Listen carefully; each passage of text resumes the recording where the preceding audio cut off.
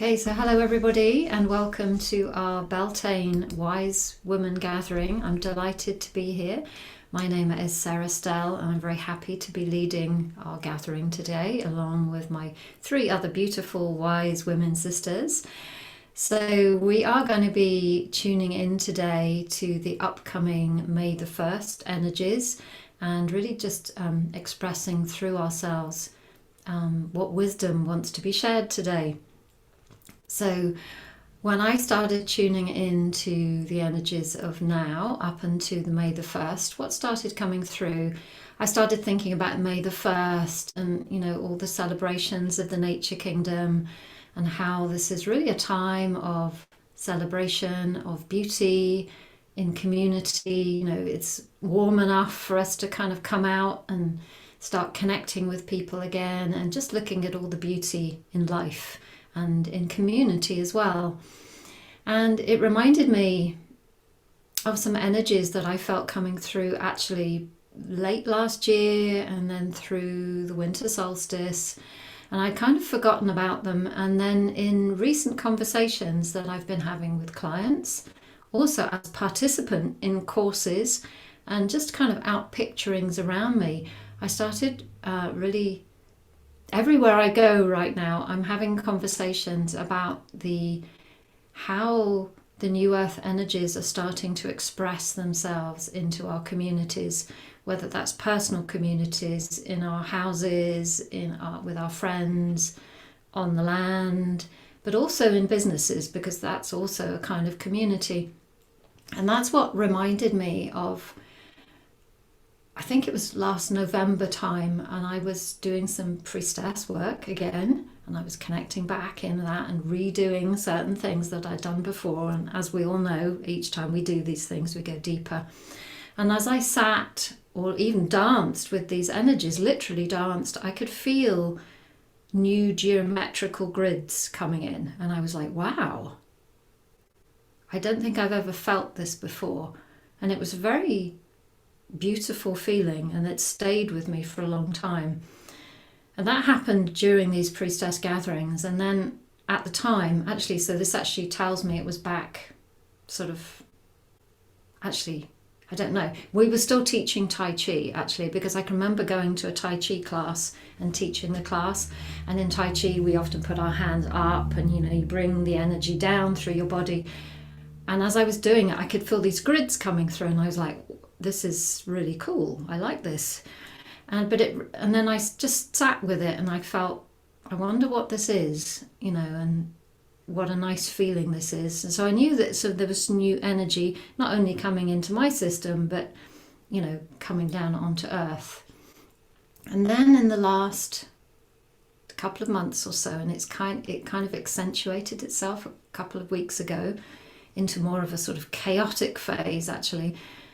I started realizing that the top-down energies that we've had so long on our earth are literally falling apart, as we all know. And what's being replaced by is kind of more spherical shapes of communities and businesses too, where, there's no longer somebody at the top leading the whole thing.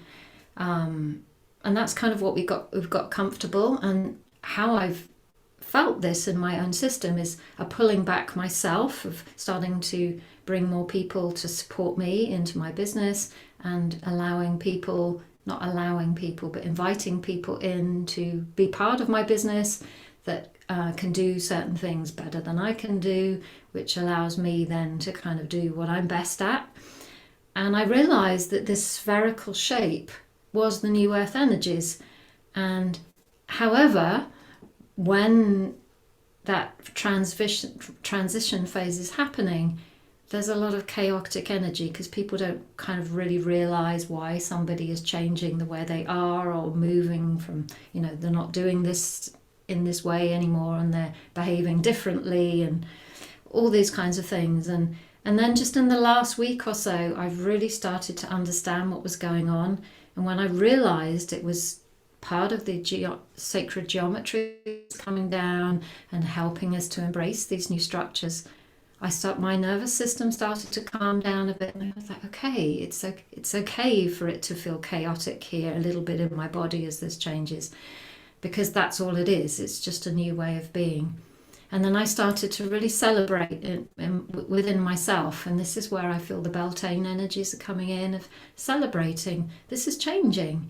And it's okay for us all to be a little bit uncomfortable when it changes. And yeah, so I wanted to share that because I feel that it may help other people listening as well, just start to tune in to how things are changing on this earth. And as the more leadership type energy falls away, I started to think, so well, what happens then in a business or a community or whatever you want to call it, when that person who's been in charge suddenly pulls back? What happens? If it's a free for all, what's going to happen? And then I realized that there's always going to be a conductor, if you like. There's always going to be someone who holds the timing.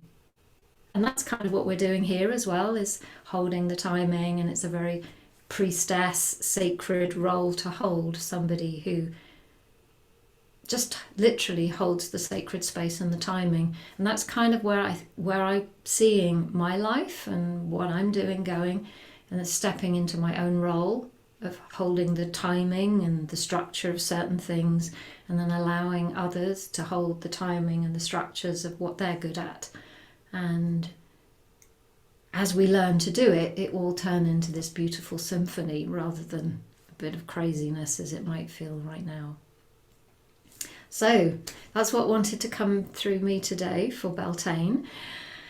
And I'm now going to hand over to Kaylin. And I look forward to hearing what wants to be shared through you, Kaylin. Thank you, thank you, thank you. Oh my gosh, there's so much going on, astrologically speaking. And just to preface this with saying, we inform the mysteries as much as they inform us. So when we know what's going on, we can work with those energies and we help inform them. And then we're in co-creative collaboration with those energies, not just at the effect of them. And so that's one of the things about doing ceremony and priestess work. And I love what you were sharing, Sarah, about what you've been up to. And I just want to say that traditionally Beltane is May 1st. So that is actually accurate. But astrological Beltane is May 5th.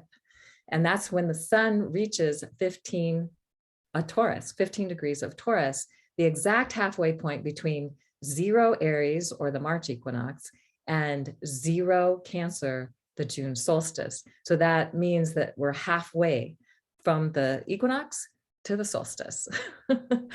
And what's interesting about that is that the sun rises along the horizon. So we could imagine, I'm going to say that this is north and this is south.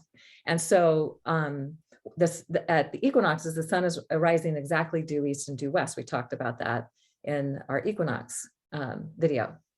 And then from the and in the northern hemisphere, what happens is the sun starts moving north from the March equinox, and in the southern hemisphere, the sun starts moving south. It's like a pendulum going up and down the horizon. So you see it rising in different places along the horizon over time.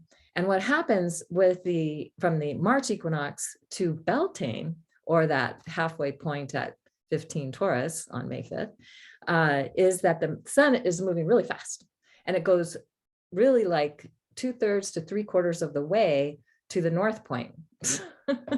So it's like, and then the last little part, the last 6 weeks from Beltane to solstice, the sun isn't moving that much. It's moving a little bit along the horizon, but not like at the breakneck speed it does up to Beltane. And what's been interesting about this is that we've also been in a time when all the planets are moving forward, no retrograde planets. So everything's been like moving fast, and it's been challenging to keep up with sometimes. And I know that I have I have so much that's been happening. I haven't kept up with it all. And I've let things drop, and then I'm having to apologize, like, oops, I don't know how I missed that. There's just too much that's been going on. So if we have that going on, first of all, we need to be kind to ourselves, and then kind to each other if we have people that have also not been keeping track, or, not shown up when they said they would, or that kind of thing, because something distracted them, because it's just been that kind of an energy. And so what's really remarkable about this, as we approach Beltane, is that on April 29th, Pluto's going retrograde, and it's actually starting to slow down a little bit now, and it's going to slow down more as we get closer to that time. And then that will, is helping to halt some of this forward energy that has just been kind of going at breakneck speed. And then the very next day, on April 30th, we're going to have a partial solar eclipse, opening a 2-week eclipse window. I always like to think of them as a portal or cauldron. And literally was doing an eclipse ceremony back in 1999, and a woman brought to the ceremony a cauldron that we put at the center of the circle of this labyrinth. And when we were all done with our ceremony, and there was a big eclipse happening in 1999. So that was why we were engaging that ceremonially. And when we were talking about this cauldron, and we turned it over, and on the bottom of it is stamped literally the word eclipse. I'm like, okay, see, it really is a cauldron, the eclipse cauldron. So Beltane's falling in the midst of this eclipse cauldron, because there will be a total lunar eclipse on May 15th. And this is a time when it's like, we can feel like it's any Beltane or any cross-quarter point, the Celtic people and ancient people saw it as an in-between time. It's in between an equinox and a solstice. It's an in-between time, and in the between is where we can do the greatest alchemy and magic. And so not only do we have Beltane between the March equinox and the June solstice, we have an eclipse window, a between 2-week window falling across that Beltane time. So remarkable. Like this is where we get to be aware of our intention and how we are co-creating with great mystery. And completing with the total lunar eclipse, it will be visible in the US and some other places, but primarily, in North America. When you get to see a total lunar eclipse, what you're witnessing is an acceleration of time, because usually from a full moon to a full moon is 29.5 days. And what happens in an eclipse is it starts out as a full moon, goes to the dark of the moon during the full eclipse time, and then it comes back to a full moon in about anywhere from 3 to 6 hours. It will be the timing on that. I think this one's the longer one, so it's probably going to be a longer eclipse window that you can witness this process happening. But you can sense that 30 days or 29.5 days turns into 3 to 6 hours of an event happening in the sky. It's like things can accelerate. Whatever we're holding in attention can be accelerated tremendously at that time. So this Beltane time is so significant. Now, another piece that is also happening is that Uranus happens to be conjunct the sun on May 5th at the astrological Beltane. And this is something that could only happen maybe every 84 years. And to have it happen exact on Beltane may be even more rare. And I started to look it up, but then I got sidetracked. Well, who knows how that happened? I got sidetracked and I didn't get the exact dates on how long it's been since the sun was conjunct, or Uranus was conjunct the sun on an actual astrological cross-quarter point. But we can know this is not something that happens very often. It's very rare, and it's also another opportunity.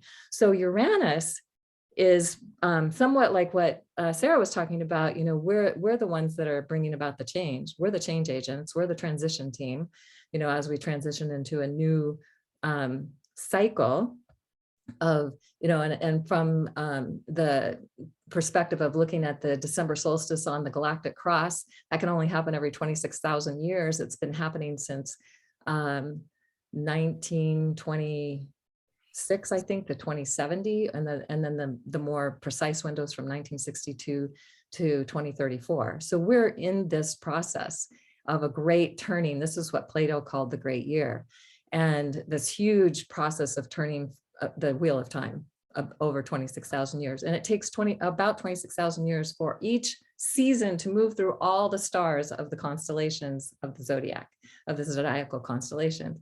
And we could say this is like the return point. It's returning to this point near galactic center, on the galactic cross near galactic center, the December solstice. We talked a lot about that in our December solstice video. Anyway, and then the June solstice, what we're coming to is a galactic cross where the plane of the galaxy and the plane of the solar system cross near the galactic edge. So, and this can only happen in this configuration every 26,000 years. So it's a big deal. This is a big deal. Uranus being with the sun at Beltane in this in-between time in an eclipse window, and bringing unexpected events that are going to take us in new directions. And this is where we invite everyone to consider that whatever you think is true may not be true. Whatever you think is reality may not be reality. And Uranus is here to expand our perception from a more cosmic perspective of what is really true. And often we can consider that perhaps everything that we've been told, whether it's through religion, through mainstream media, through family conditioning, cultural conditioning, whatever it is, it's only true because we believe it's true. So if we change that, then we change our reality. And so it's important for us, for at least of those of us who can be aware, to work with these mysteries to bring about these changes. And they may be unexpected. They may be not something that you could even imagine at this moment, but they're going to take us where we want to go in alignment with what our soul's destiny is and why we're here. So it's a very exciting time.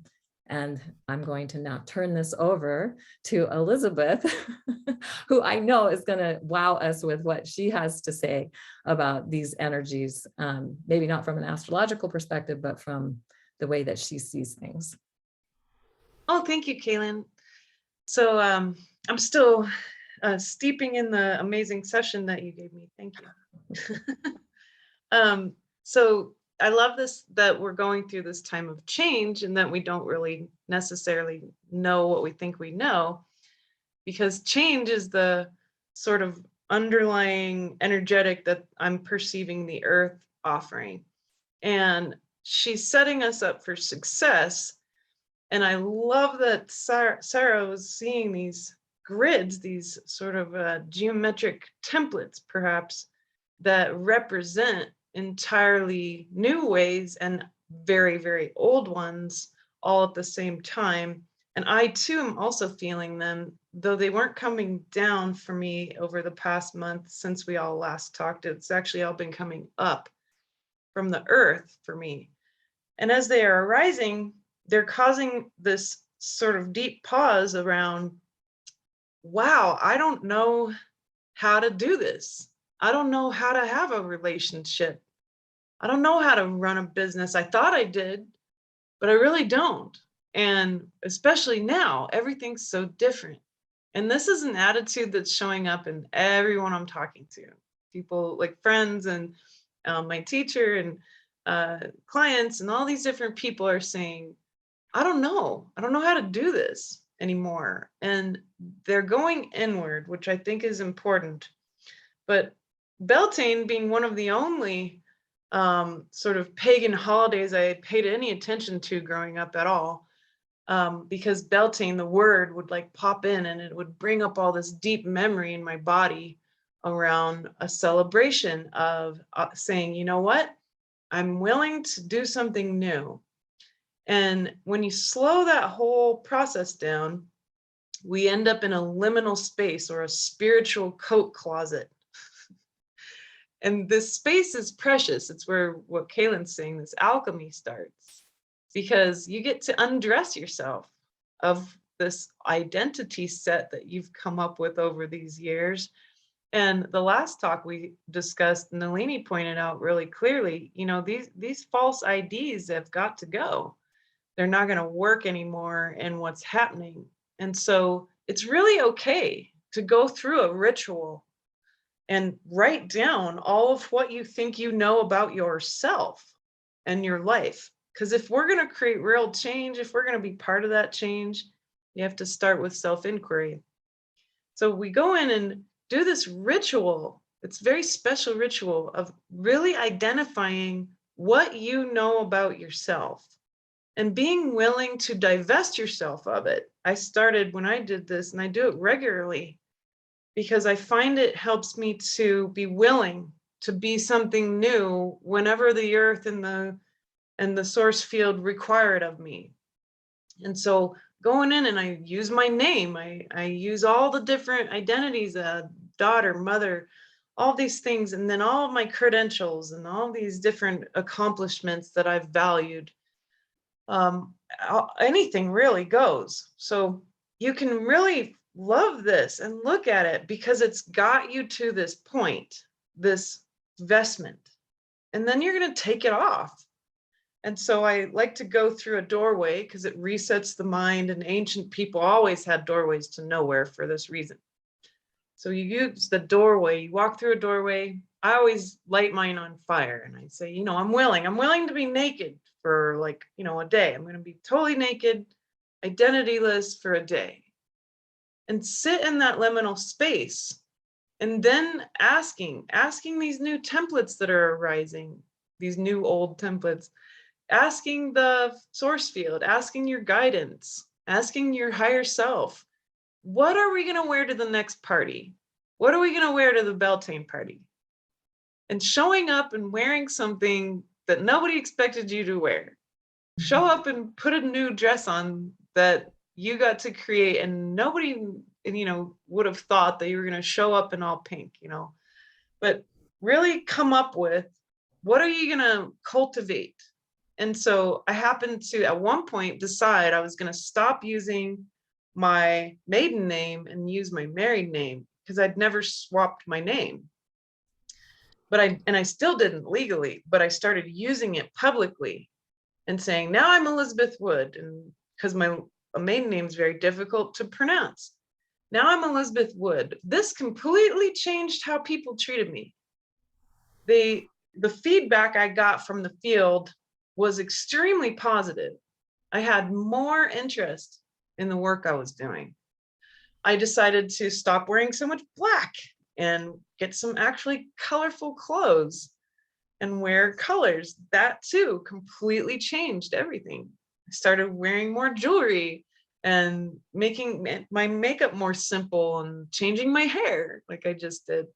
These are the kinds of things that physically make a big difference. And then, of course, what are the attitudes, the beliefs? I would always march around saying, I'm an anthropologist, and then drive everybody nuts. So I stopped doing that.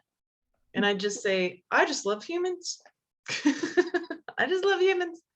And that changed everybody's attitude towards the passion that I have. So these belief system changes, these material changes, actually in science, in the understanding of how change works in culture, makes change happen faster.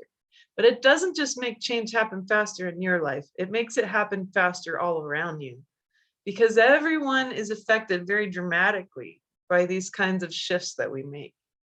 And it's subtle, but it's dramatic. Just like you can definitely tell when the wind comes in, even if you can't see it, and it blows everything around. It's subtle, but it's powerful. And so then that's when you enter into the next party, and you can use that Beltane gateway to say, all right, who do I want to connect with from here? Source field, help me connect with the next best new people in my life. Who am I ready to let go of? That's a really hard part, especially for people like me who are here to really discover relationships. And letting go of some of the old stuff at the old party. Some of it's pretty dramatic. It looks like letting go of marriages. It looks like being done talking to your sister for a while. It looks, and I'm talking about stuff going on in my life. But it's that dramatic what we can accomplish. Now, when you're willing to go into that new place, the new way of doing business, and saying, wow, there's equanimity here. We can all really work together in our strengths and save a lot of time and effort and heartache. Or like we're doing this roundtable. This is us practicing a template of communication and collaboration that's really ancient. but it's got all these new twists to it because we all have new information that we didn't have 2,000 years ago. So these are the beautiful sort of changes that I think can happen, and not knowing what the party's all about is part of it, because you're going to make that party really interesting by showing up and being something unique, that is that willingness to be whatever it is that needs to be in that moment. And then we'll go through another shift where you're going to divest of that party dress too and wear something new as well.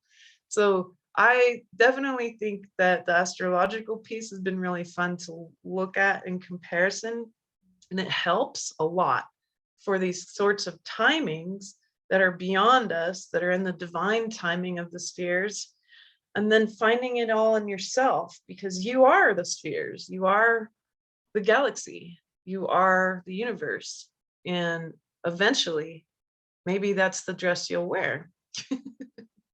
So we'll see how Nalini, our also wonderfully excellent mystic of all these matters, will wrap this in a beautiful bow for us. Thank you.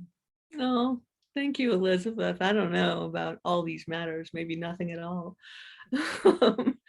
But I'm grateful to each of you, Sarah, for articulating the downloads, uploads, inputs that are happening, and Kaylin for giving some of the articulation, astrological, and Elizabeth for your just way that you bring it all together as far as how it comes through our bodies. What Source would like to bring through me at the moment is about this alignment, this particular Beltane alignment that we're coming up to. Today, the 12th of April, I always have to look, we actually have Jupiter and Neptune conjunct. And this is something that hasn't happened for, I forget the number, so 166 years 166, thank you. I knew it was 100 and something. in the sign of Pisces. They come together every 13 years, but it's been 166 years since they were in the sign of Pisces together. This is her expertise, not mine. I just love astrology. What I'm noticing, what I've been noticing in the ramp up to this, and it's going to last, for some time, is that this is because Jupiter, and I'm only using one tiny little minuscule fractal of the definition, has been known as the guru planet. It's the planet that is the great amplifier. It's a huge benefic, is what they call it. And Neptune is sort of the great mystifier. And for me, because she aspects everything in my chart almost, this has been the bathwater, the cosmic bathwater that I've been swimming in for this lifetime. And I am in love with her. She is just the best. I don't think she's foggy or confusing at all. I find that what she brings is flow and depth especially, and clarity. So today's alignment starts to bring this up. And what Source was showing me this morning in meditation, it's not so much about which planet is talking to who, which brain cell is talking to which brain cell, how things are functioning, but this is the emergence of what we could call the multidimensional feminine. And multidimensional is key here, because that aspect has been so shut down. It's never been gone, but it has been so disenfranchised on this world for so long that it's not a gender thing. It's not about polarized energies. So if we go back to the Emerald tablets, the Hermetic principle of polarity states that an opposite is identical in nature, but differentiated by degree. Now, the astrologers will love this, but it has to do with anything polarized. These allegedly opposite things are identical in their nature, in our nature, in nature, but they differentiate by where they are on the dial, so to speak. When we have an alignment like Beltane, the cross quarter, we have Beltane in the northern hemisphere and Samhain in the southern because of Earth's tilt. Now, Beltane is new life, new beginnings, emergence, the beginning of the coming forward, blossoming, fruiting season. And Samhain in the Northern Hemisphere traditionally is, we know it as Halloween, but it's the thinning of the veils, the beginning of the shutting down, the beginning of the drawing inward. These alignments happen on exactly the same axis at exactly the same moment. See, again, it's that thing. It's this, the dial is turning at exactly the same moment. It has the same nature. So when I view one of the cross quarters, or any portal, because it definitely is a portal, especially with the eclipse window and everything else that's going on. But when I view this, Source shows me a perspective that we would consider as outside it. So it's like little pixel Nalini goes over here and can see this whole alignment as it goes through Gaia with all the planets, the solar system, and what I'm learning about now, the Kuiper Belt objects that, their orbits are in all kinds of ways. And they encapsulate this little tiny thing that's a solar system in this galaxy that's another little tiny thing in everything that's out there. I see it from a certain pixel while I'm still part of the oneness. And it shows me this alignment that's just this blast of light. It's this blue-white light. It's the clear light, the Dharmakaya in the Hindu traditions. This is reality. Then what I'm taken to is being in this alignment, because it is within all of us. This is how it informs us, and we inform by radiating that alignment. So I'm not going to be in alignment that's tilted like Gaia is. I'm going to be in alignment of how that shifts all that I am, all of my atoms, my cells, my light filaments internally, and resonates and radiates that out cosmically. Every thought we think radiates. This is part of why humans are not part of the galactic anything at the moment, is because we don't control our thoughts. We're very adolescent in this regard. But as we learn to let our essence resonate with that, as that, like the way to go through a portal is to become it. So it's seeing it, you could say, from the inside out, if your mind has that as an easier access. Watching that alignment move. So you have both the Beltane and the Samhain alignments where the veils are thin, as it has always been said, where multidimensionality is the key. And as you become that, like flowers do this, trees do this. It's, I watch Sarah interact with nature, and it's that whole alignment is right there in her body. And we each do this in our own way, but it's as we allow that resonance to come through us, so we become it. Surrendering to it is another way to look at it. And what is that within us? Everything in each of us informs everything that is. We become the all that is. And that is what one of these cross quarters, these alignments offers us, is yet another opportunity, another amplified opportunity to become less of what we think we are and more of what is. So that when I was noticing that in meditation this morning, this is sort of typically what Source takes me through, to view one of these as in my function, or Source's function as a transformational seer that comes through me.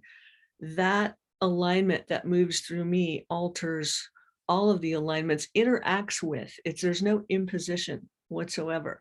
It's a cellular or a particle level interaction as the wave that we each are, and that we are all a part of. So it's Beltane, any of the alignments exactly, but this one is special because it holds such a refinement. The Uranus Sun alignment will just be, that's just unexpected glory. It's unexpected everything, but why not allow the best? Why not allow the glory? One of the main things we have to stop resonating is what there is to be afraid of. We just have to stop. Use any method you want, whatever works, but look at the trees, look at the flowers, look at the rocks, look at the water. Are they afraid? They just are.